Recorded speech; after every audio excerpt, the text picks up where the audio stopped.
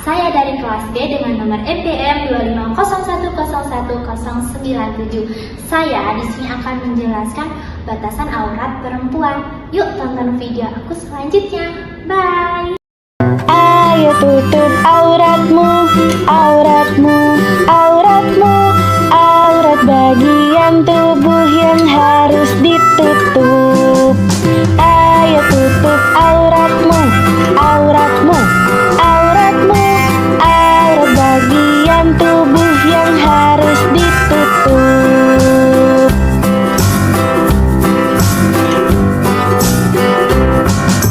Aurat perempuan itu dari ujung rambut sampai ujung kaki, selain telapak tangan dan juga wajah.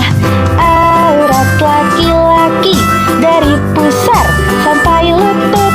Ayo tutupi itu, jaga auratmu. Halo teman-teman semuanya. Aku di sini akan bahas tentang aurat perempuan. Jadi, kalian tahu nggak sih apa itu aurat? Aurat itu bagian tubuh yang harus kita tutupi ya teman-teman. Dengan menutup aurat, kita sama saja taat kepada Allah dan menghargai diri kita sendiri. Allah juga memerintahkan para kaum muslim itu untuk menutup auratnya, di mana dalam Al-Quran surat An-Nur ayat 31, Allah itu menyuruh kepada para wanita muslim untuk menjaga pandangan, menjaga kemaluan dia dan tidak memperlihatkan perhiasan dia kecuali emang yang tampak.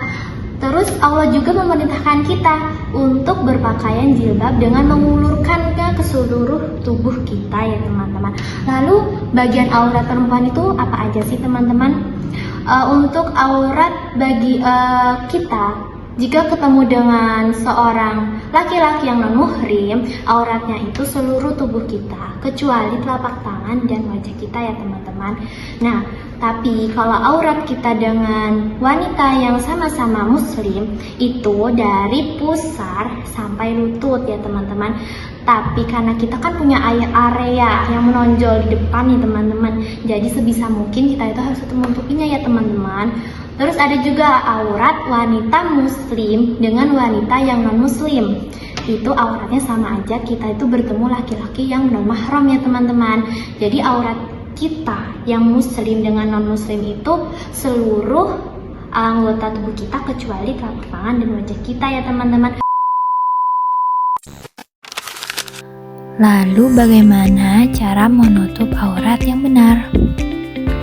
Pertama, gunakan pakaian yang menutup seluruh tubuh kecuali wajah dan telapak tangan. Kedua, gunakan pakaian yang longgar atau tidak ketat. Ketiga, gunakan pakaian yang tidak transparan dan tipis. Keempat, tidak berlebihan dan tidak menyerupai laki-laki. Dan kelima, tentunya gunakan hijab yang menutupi dada. Lalu, kenapa sih kita itu harus berpakaian yang menutup aurat dan kenapa kita harus berhijab? Yang pertama tentunya itu untuk ketaatan kita.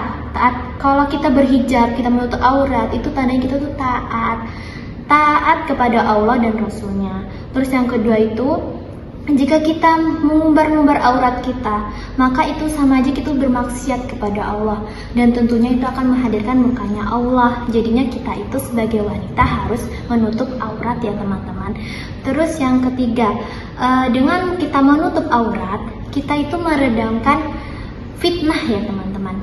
Wanita itu luar biasa ya teman-teman.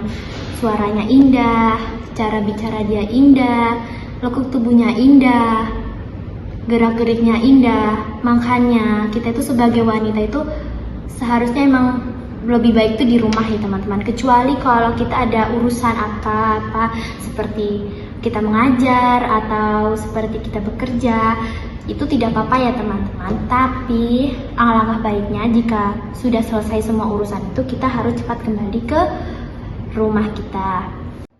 Keempat, kenapa sih kita harus berhijab? Jadi, seorang muslim yang menjaga hijabnya secara tidak langsung, otomatis tuh berkata, tundukkanlah pandanganmu wahai laki-laki, Aku itu bukan milikmu dan kamu itu bukan milikku. Aku itu hanya milik orang yang Allah halalkan untukku. Sehingga secara tidak langsung kita itu memberikan batas-batasan ya teman-teman. Terus secara tidak langsung juga itu kita itu dihormati dan mendapat respect dari orang lain.